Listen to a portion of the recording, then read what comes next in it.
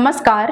कहते हैं कि आज भी जंगलों में एक आदमी भटकता है जिसके माथे पर कभी ना भरने वाला घाव और आंखों में हजारों साल का दर्द।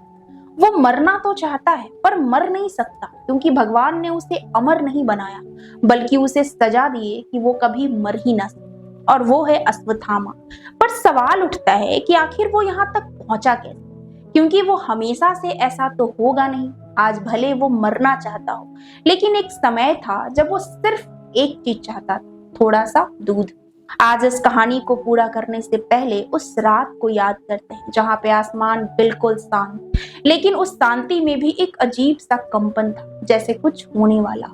और एक आश्रम के भीतर बैठी एक माँ दर्द में, लेकिन उसकी आंखों में कोई डर नहीं था, क्योंकि वो जानती थी कि आज उसका बच्चा जन्म लेने वाला है। और आश्रम के बाहर खड़े एक असहाय पिता और उस टाइम के सबसे महान गुरु द्रोणाचार्य। द्रोणाचार्य उस समय के सबसे महान गुरु और सबसे महान योद्धा भी थे, लेकिन उनके पास उस समय इतना भी नहीं था कि वो अपने बच्चे को आराम दे सके। वो पहली बार अपने आप को असहाय महसूस कर रहे थे। तभी अचानक आश्रम से एक आवाज आई, लेकिन वो आवाज किसी बच्चे की रोने की नहीं थी, बल्कि एक घोड़े के हिनहिनाहट की।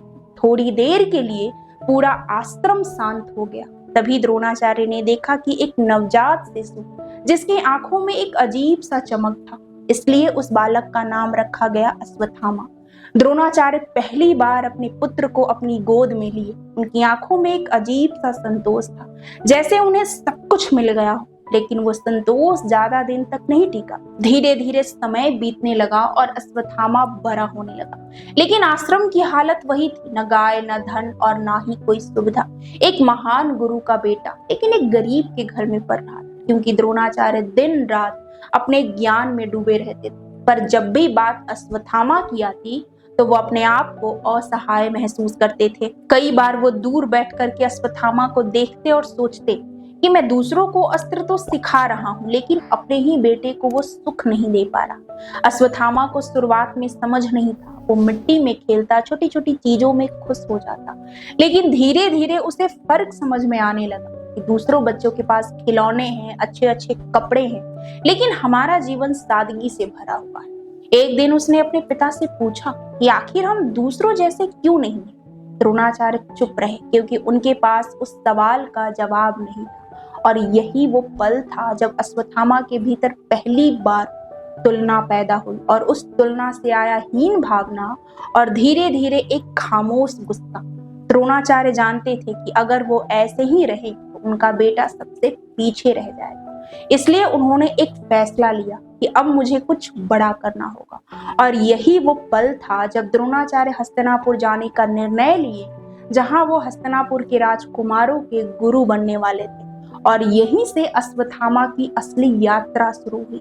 धूल भरे रास्ते पर चलते हुए द्रोणाचार्य और उनके साथ छोटा सा अश्वत्थामा दोनों उस मंजिल की ओर आगे बढ़ रहे थे जहां उनकी जिंदगी पूरे तरीके से बदलने वाली थी। हस्तिनापुर की वो नई दुनिया जहां ऊंची दीवारें, सजे हुए द्वार और चारों तरफ सैनिक। अश्वत्थामा पहली बार इतना वैभव देख रहा था। उसकी नजरें हर उस चीज पर अटक रही थी जहां बड़े बड़े महल, सोने चांदी के आभूषण और राजकुमारों के शानदार वस्त्र। उसे पहली बार महसूस हुआ कि वो इस दुनिया का हिस्सा नहीं है। धीरे धीरे समय बीता और द्रोणाचार्य बन गए राजगुरु। उनके सामने भीम, अर्जुन, दुर्योधन और बाकी सभी राजकुमार। अश्वत्थामा भी वहीं पे था, लेकिन उसकी जगह अलग थी, क्योंकि वो भले गुरु का बेटा हो, लेकिन वो एक राजकुमार नहीं था। समय बीता और धीरे धीरे अभ्यास शुरू होने लगा, और हर बार बस एक ही नाम आ गया था, अर्जुन। क्योंकि द्रोणाचार्य हर बार बस कहते कि अर्जुन सबसे श्रेष्ठ है। और यहीं से अश्वत्थामा के भीतर नफरत पैदा होने लगी। उसे कुछ अलग महसूस होने लगा। उसे लगने लगा कि मैं भी तो उनका ही बेटा हूँ, लेकिन वो मेरा नाम क्यों नहीं लेते हैं। उसके जहन में एक सवाल बार बार उठता था कि क्या मैं कम हूँ। और फिर यहीं से जन्म हुआ ईर्ष्या का। अब वो सिर्फ सीख नहीं रहा था, बल्कि अपने आप को साबित करना चाहता था। और यही वो पल था जब उसके जीवन में एक मोड़ आया, दोस्ती का, दुर्योधन के रूप में। दुर्योधन उसे देखता और कहता कि तुम किसी से कम नहीं हो, बस तुम्हें सही जगह नहीं मिला। यही शब्द अश्वत्थामा के दिल में उतर गया। उसे पहली बार किसी ने कम नहीं कहा, धीरे धीरे दोनों साथ अभ्यास करने लगे, बैठने लगे, बातें करने लगे। दुर्योधन उसे वो सब कुछ देता था जो उसे चाहिए था, सम्मान, अपनापन, वो बराबरी। और यही वो ट्रैप था, क्योंकि दुर्योधन का रास्ता अधर्म, अहंकार और बदले का था, और अब अश्वत्थामा भी उस रास्ते पर पैर रख चुका था। धीरे धीरे समय बीता और वही दोस्ती बन गया हथियार। कुरुक्षेत्र का जब युद्ध शुरू हुआ, जहां पे हर योद्धा के पास अपना एक कारण था, धर्म, कर्तव्य और वचन का, लेकिन अश्वत्थामा के पास कोई भी कारण नहीं, क्योंकि दुर्योधन ने उसे ताकत नहीं दिया, बल्कि उसके दर्द को दिशा दिया। और जब इंसान के दर्द को दिशा मिलता है तो फिर वो इंसान नहीं बनता, बल्कि विनाश बन जाता है। कुरुक्षेत्र का युद्ध अपने अंत की ओर बढ़ रहा था। अब मैदान में वीरता कम, थकान, हताश और खून ज्यादा था। एक दिन युद्ध के बीच खबर फैला कि अश्वत्थामा मारा गया। ये सच्चाई सुनते ही द्रोणाचार्य का मन हिल गया और उन्होंने सच जानने के लिए युधिष्ठिर के पास गए, लेकिन वो सच का पहला हिस्सा ही सुन पाए और अपने हथियार को डाल दिए, और उसी अवस्था में उनका वध कर दिया गया। जब ये बात अश्वत्थामा को पता चला तो वो चिल्लाया नहीं, बल्कि शांत हो गया, और वो शांति तूफान से पहले की थी। रात का अंधेरा, युद्ध लगभग समाप्त हो चुका था। तभी अश्वत्थामा ने एक उल्लू को देखा जो सभी पक्षियों को मार रहा था, और उसके चेहरे पे एक हल्की सी मुस्कान आई। उसने सोचा कि युद्ध ऐसे जीता जाता है, और फिर उसने क्रोध में पांडवों के शिविर में गया और सभी सोते हुए पांडवों को मार दिया, एक एक करके। लेकिन वो सारे पांडव नहीं थे, बल्कि द्रौपदी के 5 पुत्र थे। जब ये बात पांडवों को पता चला तो सभी अश्वत्थामा को पकड़ लाए, और उसी क्रोध और गुस्से में अश्वत्थामा ने ब्रह्मास्त्र चला दिया।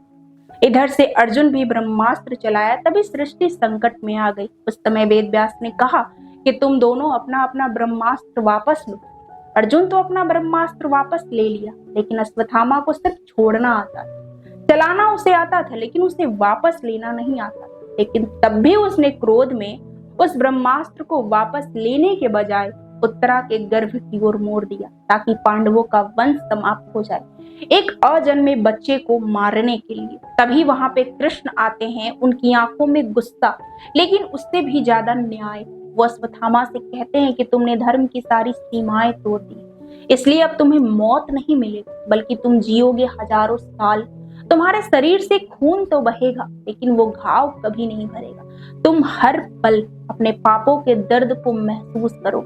कृष्ण आगे बढ़ते हैं और उसके माथे से वो दिव्य मणि निकाल लेते हैं, जो उसकी रक्षा और शक्ति करता था। अब अश्वत्थामा से वो छिन चुका था। अब अश्वत्थामा के पास ना तो सम्मान, ना ही शक्ति और ना ही कोई भविष्य था। वो अकेले खड़ा था। धीरे धीरे अश्वत्थामा पीछे हटता है और जंगलों की ओर चला जाता है। उसे कोई नहीं रोकता, क्योंकि वह अब अपनी सजा से बंध चुका था। इसलिए भगवान कभी कभी इंसानों को उसको कर्मों की सजा नहीं देते, बल्कि उसके कर्मों के साथ इंसान को जीने के लिए छोड़ देते हैं। और भगवान श्री कृष्ण ने यही किया अश्वत्थामा के साथ। उसे उसी पल सजा नहीं दी, बल्कि उसके कर्मों के साथ उसे जीने के लिए सदैव के लिए छोड़ दिया।